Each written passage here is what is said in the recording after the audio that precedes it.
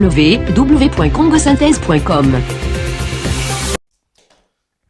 Welcome to www.congosynthèse.com and www.toleka.net. Thanks very much being with us once more tonight. But first, I want to say a few words in our language because this is a special program. Bana mboka bana ya RDC mbote na biso mingi. Esika bozali, merci mingi na ndenge bozalaka. Na bolandi na biso. Lelo ezali esengo mingi ya koyamba mopaya monene. Oyo azali moko ya ba camarade, ba mi ya RDC. Donc tolobara toujours que RDC azala na bato te mais RDC pas na bato. Yangwana lelo toyambi mopaya oyo. Just to say that we got the pleasure to having with us tonight a special guest. Always we say that the DRC doesn't have friends, but tonight there is one of them just speaking with us. Just to introduce her, we're gonna say hello to Ms Chavanese Wint. Hello, Miss. Hello, hi. It's a pleasure. I don't know how to say, but our public would like to know about you because it's the first time they're gonna watch you. It's the first time they're gonna hear from you. So if there is anything they can know about you as Ms Chavanese, what can you tell them? I'm a motivational speaker. Yeah. I'm a playwright. I write lots of films and plays. I'm also a poet. I'm an author. So I write lots of poetry books which are published and is in amazing countries. And I do quite a lot of things for young people. I own my own company as well. Okay. Let's start with the motivation thing. How can you explain to Congolese people about the motivation, what they say, a motivation theory? What can you tell them? What can they expect from you? Well, I attend a lot of schools, youth centers, parents groups, churches, everything that you can think of. I do a lot of stand-up and I speak to these young people about everything that's going on in London and all over the world. You know, that will be domestic violence, abuse in relationships, everything that you can even think of. And as a young person myself, I would like to be there for them because I felt like nobody was there for me. So I like to stand up for every young people out there and adults too. You know, there are lots of adults into these communities that need our help as well, especially women. And I stand up and I speak to them. I make sure that I take my time out to be there for these women. So in our community, the Congolese community, for sure, we have had so many problems like knife culture, things like that. So if you had to come in our community about the knife culture, what would you do about our community? Well, there's a lot of things that I'm hearing at the moment, you know, about the African community, and it's revolting. It's very astonishing to me, and I feel like I, as a young person, as a woman, you know, I need to do something about that. You know, there's a lot of knife crimes. They're killing these women out there, and I mean, slashing them to pieces. And at the end of the day, we need to be aware. A lot of young people, women, adults, we need to be aware of what exactly is going on. So I'm here to say, look, this is what's taking place, and people out there, you need to realize it because, you know, we need to make a stand for what is going on. And that's what I'm here to do for this community. One thing, you're talking about African communities, but you know, one of those women coming from Africa. Yes. So you haven't said that.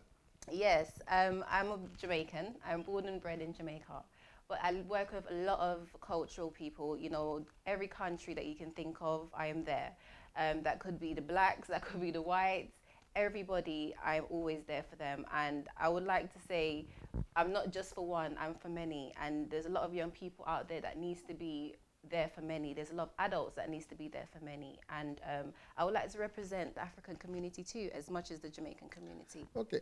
What brought you into this concept of being for people, helping people? What brought you into it? Well, it was quite hard for me, you know. When I was growing up, I had the perfect lifestyle. My dad, he was very strict. He was just like any African parent, you know, you're not allowed to do this, you're not allowed to do that. And I didn't want that. Coming into England when I was young, I was born in Jamaica, I came here when I was about 8 years old. And I saw the lifestyle, you know, the drinking, the smoking, everything. And I wanted to be a part of that. I wanted to party, I wanted to drink, I wanted to smoke. And I got caught up out there, and I felt like there was no one there for me at that point. Like everyone had shut me out of this world. And I went deeper and deeper into it, and I got addicted to cannabis. I got addicted to the lifestyle of what every young people want to be in. And I had to make a stand. I had to take a step back because I realized I didn't want that lifestyle anymore. In order for me to change, I needed to be there for myself. In order to be there for other people, you have to learn to be there for yourself as well. And I've changed. I mean, I went to church. I did a lot of praying. You know, I just wanted to change my life. And my dad, he was amazing. He was there for me 110%. I mean, everything I could talk to him about. He was my mom and my dad, and he supported me throughout everything. And I started my own company from there, which was Voice of Young People. And my company was designed, it was created to help young people in the gun and knife crimes, the gangs, try and take them out of that. And my company is a performing arts company, is a registered company. And I taught singing, acting, dancing, modeling, poetry, everything you could think of. And this was my own material that I created. And I was teaching it to young people every single Saturday. And it was amazing that the outcome that you can change the black community, you know. And what happened, we used to go into schools, we used to go into theatres and showcase the skills. So there will be about 6 months, you know, to train them, to take them out of these lifestyle and let them perform on stage live, and their parents, everyone could come and see them.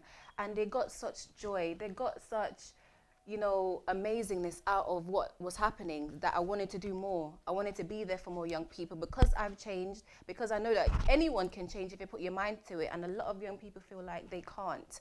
And I'm here to say, look, you can. And that's why my company was created, to say, yes, you can do it. Okay. You go into a rebellion, if we can say that, a family rebellion. Yes. So what exactly made you decide to come out of this, and then when? Well, it was about when I was 15 years old, because I was a rebel from I was like 13, you know, from I first came to England and I was growing up, going to secondary school.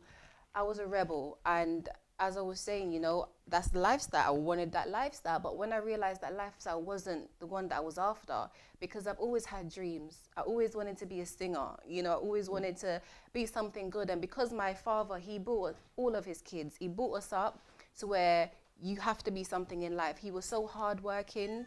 He was everything, you know? So we had to make them understand that, look, you cannot just do whatever you wanted to do. And really, I wanted to change for him. I wanted to say, Dad, look, I'm sorry for what I did. I'm sorry for disappointing you, for bringing shame upon you. And I've changed. And that's what I wanted to do. I just wanted to stop, take a step back, and do what was best for myself. Okay, if there is anything you can say to the youngster out there about this rebellion, family rebellion, and then about the dreams they all have, just being someone, maybe feeling great, going into drugs, just feeling like men or women, big people, what can you tell them? What can I say? That lifestyle right now, it might seem amazing. It might seem like the most amazing thing that you want. But that's just for now. And what we need to realize is, even young people, even adults, think about the future. Think about the impact that it's going to have on your kids. Think about the impact that it's going to have on your family. You're not just smoking and bringing your own life down. You're bringing everybody down with you as well. All right? And your parents are going to see this. I'm sure that's not what your parents want for you. And the smoking, the partying, it's great for a few months. It's great for a few years. But once you get addicted, and I mean so addicted that you start stealing to get these drugs. The money. Money from your parents, from your family, the people that actually trust you. From you start going out of your way to actually do these things, it becomes revolting. It becomes something that nobody wants to be around you anymore. Nobody wants to support you, and you will lose every support that you have because you want to get into this lifestyle. So as a young person, I have to say to you that try and get yourself out of that. I know that you have dreams, because if we don't have dreams, we're nothing. We are absolutely nothing, and we all need to become something in life. So let's dream further. I am here for you. You know, you can pick up that phone, you can call, you can email me. If you feel like you cannot do it, I'm a young person and I can say you can do it. You know, keep on dreaming, never give up hope, and just always have faith in yourself. Find support where, you know, they're never going to give up on you, and find that person inside you that can say, you don't need these drugs. All you need is just to become the person you want to be, and that's to be a success. Okay. You have said about writing books. What can you tell us about the books? I mean, you've written already. Yes. So what's inside? Yes, I mean, I do a lot of inspirational books. So everything I write about is all true life. All my books, all my plays, all my films, every single thing I write about is true. Whether it's domestic violence, young people going out there and being abused, drugs, crime, everything. So with my books, it's about, as a motivational speaker, you know, I'm not there with them 24/7. I'm not there to support them 24/7. And it's like a pick-me-up, you know? It's like, let my books be your drug type of thing. Okay. Instead of taking up that cigarette, that cannabis, you know, whatever you would that drink, let Go my into the books book. be your drugs. Yeah. And for that, it can change your whole life. It can make you have so much faith in yourself. It can make you feel like you don't have to do what you needed to do. And that's why they're designed. Is a pick-me-up for So you. if there is any part of the book you would like people to listen to tonight, which part would you read for us? Oh yes, it's about having faith. I would Yeah. love to read that. Okay, well, let's go on. Yes, it's from my second book called Inspirational Rhymes. I've written two, and this is my second one. And I would absolutely love to read you guys this poem. It's the first one called Faith, and it's designed with the time and date because I really like to, that's my signature, letting you know the time and date that everything is written. Okay, and this poem is called Faith. And it says, faith, it comes when you least expect it, never to be corrected. It's connected to our soul and mind, infected with the ability to have hope, but with freedom in mind. Faith, it's never to be subjected, but respected as a human in time, to live without fear, but to have peace of mind. Faith, it's a strength that carries peace within our souls. To have faith deep within, you cannot have room for holes. Faith is when you think about your goals, you think about your life, then you take control. Faith is the gift that keeps on shining. It's the one that tells you, never you stop miming. When you have faith, there is no room for whining. If you want to become the next bestseller, then never you stop signing. Faith. And that was written on the 7th of the 10th, 2014. Bravo, as we say in French and in English, bravo, bravo. Thank So, let's say if people, youngster would read about how can they get into the books, there is anything about like the internet they can go into, Yes. or they have to contact you? Yes, well, it's available everywhere. This is the big surprise that I absolutely love with my publishers.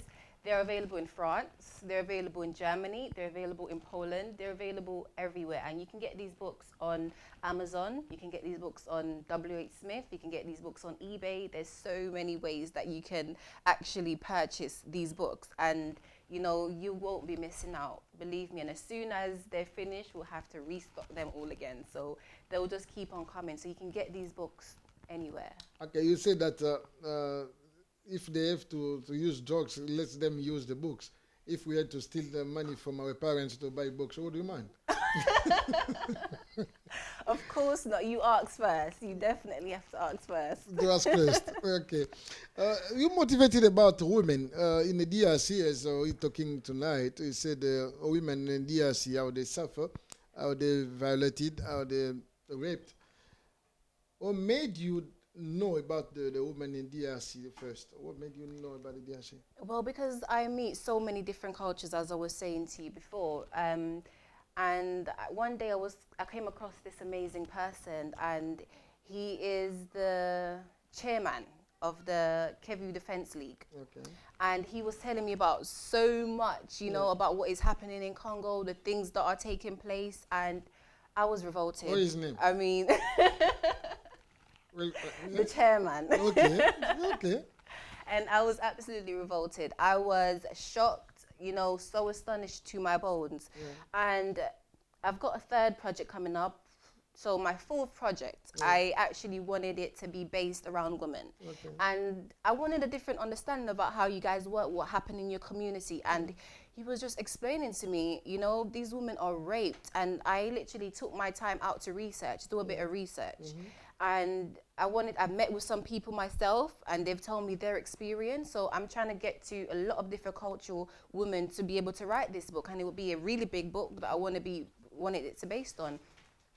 And, you know, the chairman of Kevu Defence League, he has taught me so much. These women, I mean, pictures that you've seen, you know, things that you hear, they're being stripped apart, they're being knifed up apart, you know, cut up everywhere, and raped, being thrown out just into the streets for people to just see them. And I mean, for me as a woman, to be honest with you, I'm kind of speechless at the moment talking about it, because it's affected my soul. It's affected me so much that I feel like I need to connect with you guys on a different level, on a level where I can have a more understanding of what's going on in Congo. And that's why I really wanted to write this book, and that's why I really wanted my next project to be about, to have a different understanding of what these women are going through. And I've already got, you know, some understanding of it, but I really want to get details. I want to meet them face to face, firsthand. I want no secondary research, you know. I need primary research and be able to do this book to the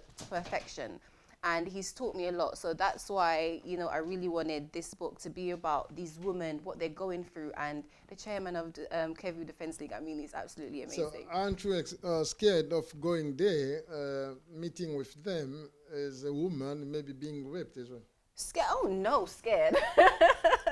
I mean, that pushes me more. That pushes me to want to meet them more.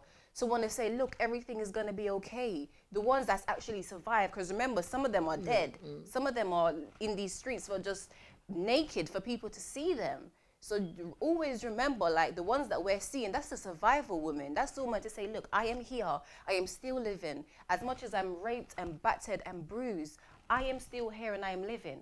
And those are the ones I want to meet. I want to meet them firsthand. What have you been through? How did it feel? To details. It might, for me to write this book, I need to know every single detail. And it's going to hurt. As a woman, it will hurt any woman wanting, you know, to hear these things. People ask me, why do you want to hear these things? Why do you want to go out there and write this book? Because I'm affected. Okay. So are you surprised about the international media not talking about this crime? I'm very surprised. I mean, a lot of the political views, I feel like, needs to be based around these things. And Kevu Defence League, I feel like that's why I'm joining that movement.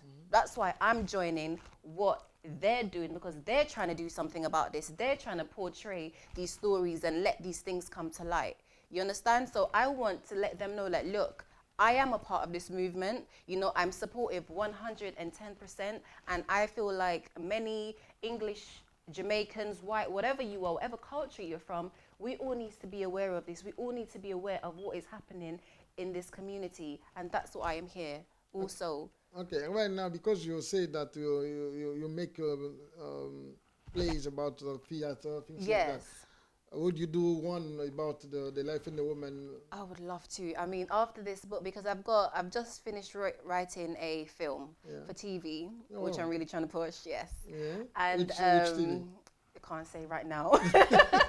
You guys will have a very big surprise coming. Yeah. Okay. So after I've written the book, I wanted to write a book about it, and I want to write a play about it. And every one of my plays, they're in the West End in London, you know, very big theatres and professional actors, professional directors. And I really want them to portray the lives of what these women are going through. I want them to have a real instinct, you know, of what, you know, they're going through, what's affecting them, everything. And this is why I want to write the book first. I want the book to get out there, because I can publish it. And at least if you haven't seen the play, you can read the book. Okay. You understand? So, of course, I would love to write a play about it. Or you put some Congolese youngsters in the play? I feel like that's what I would more, the characters, I would more build them around Congolese young people, women, you know, and even men. I will definitely be able to do that, yes. Men like Deo. Okay. Yes. So about your company, where are you based? Well, we're based in South London at the moment. It will be up and running again next year. So at the moment, because I'm having to write all of these different books and, be there and here, I've taken a step back from the company. So it will be up and running by next year. So all the young people that are out there, whether you're in the African community, whether you're in the Jamaican community, you can always join our company, Voice of Young People, and we would love to have you. So we'll be up and running from September. Right. Okay. Now, if they have to contact you, can you give the email address by yourself? Even if we do write it, can you just give the right address? Yes, of course. It's cc full stop wint WINT at yahoo.co.uk. And the phone number? The phone number's on the screen. Yeah. Yes. It's not yours because Yes. maybe people are gonna run. Yeah, you don't want to do that. Okay. So there is an EP, a public relation master to contact. Yes, yeah. you'll be able to contact my PA and then he'll be able to let me know all the information, definitely. Okay. So if there is anything special you want to say about you, about the communities in 5 minutes, or can you talk about direct to the TV? Well, just to let you guys know, I'm here. Chavanese Wint. I am a motivational speaker. I'm a playwright. I'm a poet. I'm an author. I am here for you. And whatever it is, you can always email me. You can just let me know what you're going through. Just write me an email. And, I always reply back to every single one of them, no matter what time it is. I am here. And I know that sometimes life can get hard. I know that. Because I've been through it myself. I know I've been through homelessness, I've been through drugs, I've been through people hurting me, people giving up on me, people, not wanting to have me in their lives anymore. But from you find the people that can support you. That's what you need to go for. That's what you need to keep on going. The people that can support, the people that can say, keep on pushing, never you give up, because your dreams will come true just like mine has. And I'm here and I love you. I love everybody, whether it's any culture, any community, I am here and I love you. If nobody has said that in a very long time, if nobody has ever said that to you, Chavanese Wint loves you and I'm here. There's another worry about young people. We haven't said, but maybe we can just talk about social media. There is another trend of people that's calling, writing to young girls. Yes. Yeah, lying to them, maybe just calling them to go somewhere, and then kidnapping them, raping them in this country. Of course. What have we said about, what we do about that? Well, in England, London mostly, I think that's where it's worse. There's a lot of people that's on these social media that are pretending like they're 13 years old, whether they're men, whether they're women. And yes, they do kidnap. Yes, they do rape. Yes, they do things that they're not supposed to do. So my advice to all young people out there, just be careful of who you're talking to, who you're meeting on these social networks. There's a lot of things on TV, BBC, ITV, that portrays the life of young people, that let you know how to be safe. And there's numbers out there that you can call if you do not feel safe. If you feel like this person is being too hard on you to come and meet them for the very first time, don't. I mean, your parents, your parents are there for you as well. Don't hide things from your parents. As a young person myself, I used to hide everything from my dad. I used to, feel like he's never going to understand my situation. He doesn't know me. But your parents know you more than you even know yourself. So just be careful for whatever you're doing out there. Yes, you're going to get hurt because that's what life is about. But my dad also teach me, when you fall down, you get back up, you brush your shoulders off, and you just keep on going. So just never you give up, and just don't put yourself in a situation where you feel like you're not going to be safe, and you're going to put yourself in danger. Just be careful out there. Yeah, you know what you're doing mostly against drugs. You're fighting against the drugs cartels, and you're afraid of them coming against you. Afraid, I'm strong. No, really, because it's big money into it. Of course. Yeah. Well, part of the drugs trade, isn't it? That's what makes the world go around. Part of it, anyway. There's people out there where they are very successful in whatever they do. They keep on going. Whether it's football, whether it's you doing an interview with me, everybody have to make their money some way. But some people decide to go into that kind of field. And to be honest with you, it's tearing communities apart, okay? It's pulling children away from their parents. It's breaking down relationships. When you're selling these young people the drugs, you're not thinking about what is the impact that is having on the families, on that person. I don't feel like they care, because that's their money. That's what brings food to their table, isn't it? That's what that feeds their kids, pay their rent. That's probably the only way of making these money. There's a lot of these people that are selling these drugs. They have absolutely no stay in this country. Imagine that. The ones that have no stay, what do? They can't go out there and just find a job. They cannot just go out there and feel like, yeah, I can just apply to a council and get a council house, or I will survive. It doesn't work that way. So we have to partially think about what they're going through. But then again, these drug dealers, you are creating a breakage between families. You're destroying young people's life. You're making them be addicted. You're taking them away from their dreams. You're not letting them see beyond today, because that drugs is for today. That's what it lasts for today. When it's finished, they're not thinking about that. They're thinking about, okay, let me go and steal. Let me go and rob a shop because I can sell this on. I can sell this phone on. Because these young people, they're robbing innocent people on the streets. Yeah. They're taking their wallets, they're taking their phones, and they're selling that on for drugs. So imagine the impact, you know, drug dealers, that you're giving these kids. It's not just what you're doing to their brain, to their system, to their heart. It's not just what you're doing. You're doing it to the families. You're doing it to communities. You're doing it for people to not feel safe. And that's what you need to stop. You need to take a step back and just look at what you're doing. There are second options. There's always a choice. I've learned in my life, no matter what you go through, there's always a choice. You always can say no to something. As much as it might seem hard, you can always say no. Today, while watching the news, seen Lambeth Council Yes. taking a step forward. I don't know if you saw that. They said about this anesthetic drugs. Like Okay, small, yes. Yeah, bottle like this. They use it mostly at the dentist. Yeah, they sell it as a legalized drug, something like that. But the Lambeth Council just took a step forward just to ban it. To ban it. Yeah. Okay, So well, what do you think about that? It's the first council in the UK doing that, because Well- it's normally a soft drug. It's not banned, but they took but a they're step forward. banning Yeah. it. I think that's brilliant. I think that's something that all the councils need to start doing, if you understand. I mean, I was from Lambeth Council at one point. I was from that area, and which was a very long time ago. And I feel like for a council to step up, you know, and do something like that, isn't it the police that needs to come in and say, you know what, let's put a stop to this? Yeah. Isn't it the doctors that's giving it that needs to say, let's put a stop to this? For a council, I mean, it's very surprising, and it's a fantastic thing for them to be able to say, you know what, let's do this. And I totally agree with them. I agree with that, definitely. But you know, the use of drugs mostly comes about the poverty.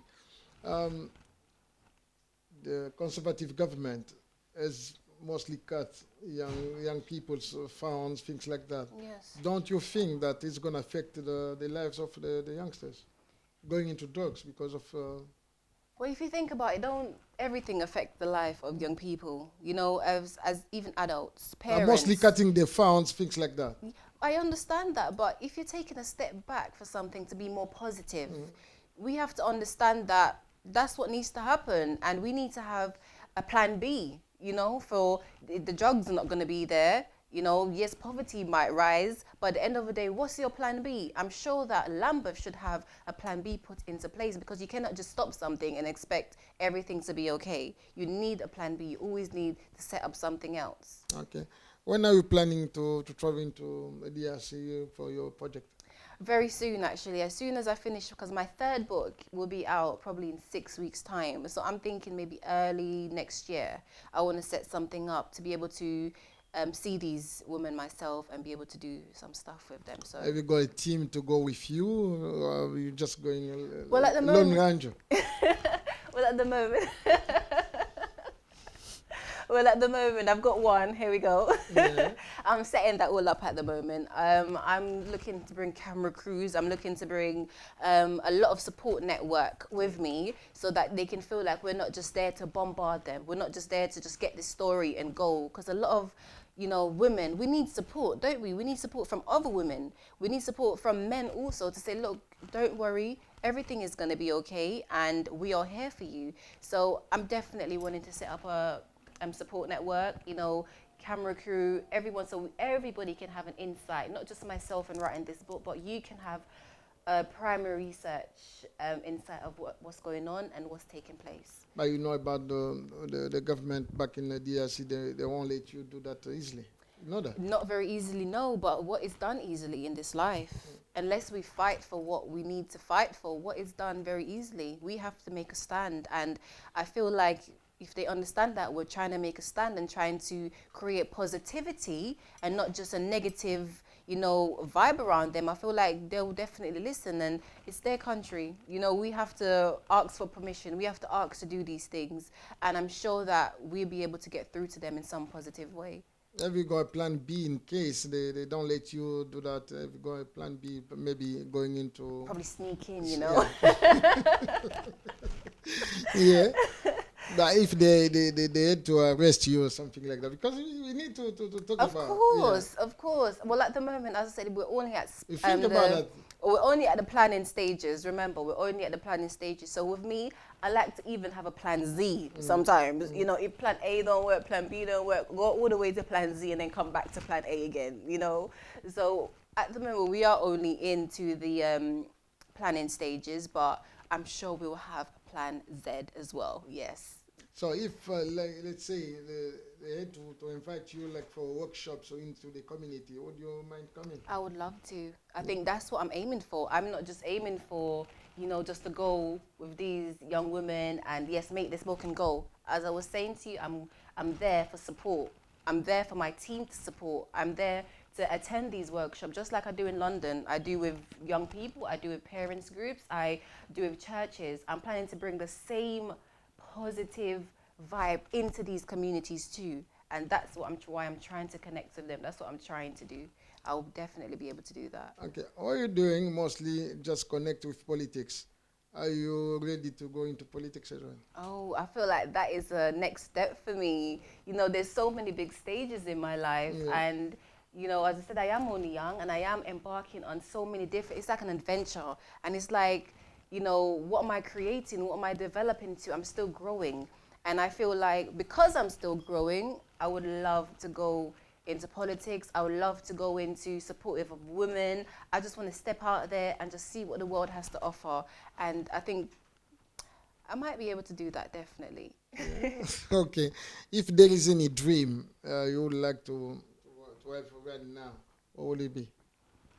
Any dream? Well, I know that I want to be known. I want to be known as a future of the unknown, because until I came onto here, nobody knew who I was. Until I write my books and people hear about them, nobody know who Chavanese Wint is. And I want to let them know that Chavanese Wint, is a very supportive person. She stands up for women's rights. She supports people. She goes everywhere and anywhere to be able to be there for other people, because she feels that nobody was there for her. So I want to let other people know that I am here. I'm always going to be here unless God is ready to take me into his hands and wrap me up very warm, I want to be known as the person that is very inspirational, very motivational, that person that stands up for the right thing in life, stands up for, no drugs, stand up for no other people that haven't got support, the person that literally wants to be there for you. That is me, and I want to be known as a future of the unknown, because you guys don't know me and I want to know you. So until you know me, I'm always going to be unknown to you. Okay, we're nearly at the end of the program. Okay, in few words, we thank you firstly. Thank you. And then if we had to invite you again, would you mind coming back? I would love to, of course. I think it's a pleasure being here. I think what you guys are doing is fantastic, and as I said, you know, just carry on supportive, and I'm glad that you guys are able to invite me and support me and, you know, be able to portray what I have to say so that other people can listen, so that I can connect with your community. I really thank you for that. Okay, if the last word to the public, what will you say? Thank you guys for having me, and please, let's connect. Whether you're part of any community, whether you're from the black community, the white community, every single cultural people out there, I'm ready to listen to you. I'm ready to hear your views. My email, you know, is there. My PA's number is there, and my books are in every single country that you can think of. I am here, and these are my books. Please, you guys, go out and purchase them. See what I have to offer.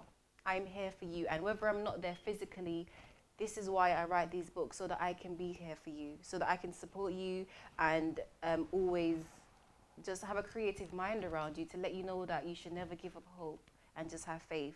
So my first book here is Lessons from the Unknown, Discovering the Mystery Within, because I feel like we are all discovering our mystery within as we grow, whether we're adults, young people, or children. And my second book is Inspirational Rhymes, which is all very inspirational, and that's for you guys to purchase. Many thanks, Chavanese. Thank you. Merci mingi bana ya mboka na banza bolandi biso na kitoko mingi. Merci na Chavanese alobi oyo nyonso bamoni mama papa oyo eza justement spécial pona yo na monoko na biso soko moni ke mwana azali na besoin ya nzela pona ba jeune bokoki kobenga biso pona kocontacter Chavanese ou bien bokoki kobenga ye na numéro oyo batie kuna na nini bokutana peut-être na agent na ye bokoki kokomela ye directement. Tolobaka ke tozala na bacamarade te tozalaka na bana ya Congo te bango wana bazali koya tokomemela bino malembe mokomoko na mikolo koya mais azali wana vraiment bo soutenir ye bozala vraiment na esengo ya kobenga ye ya kobenga agent na ye mpona kosalisa bino na kokutana na ye ou bien kobenga na ba organisateur ya communauté oyo bamoni ke bakoki kocontacte ye bokoki kobenga biso na mpaka Omar tokokomisa message na bino mpona na joyer pona ba misala na ba workshop na ba nini ba atelier oyo nyonso tokoki kosala. Alors na lobby tozala na sûrement à 20h30 à partir de 20h30 sauf imprévu na honorable Jean-Claude Vwemba pona kolobela makambo ya politique ya mboka ndenge makambo ezokoleka. Mercredi tozala na ndeko Akis kituba na Mike Kaboué pendant le makambo ya communauté, organiser communauté puis politique en Mboka. Et sûrement jeudi, si tout va bien, tozala lisusu na nini na bande konabiso ya IDPS na ya Pareko oyo bakoya ko sala débat contradictoire. Donc on est kozala jeudi et vendredi to bombina nous pona bato bakoy kozala. Alors semaine prochaine pour nanga plus na ozala nanu na summer holiday na okende mwa muke week mobimba libanda. Alors peut-être bon mon angate mais sauf soki musale benga na libanda na ozala na bino en live problème ezate. Merci mingi na bino nyonso ndenge bolandi. Merci mingi na équipe technique na biso ya Congo synthèse na toleka na UK Congo Voice et merci na bino balandi nde tokutani mbala sima. Bye bye.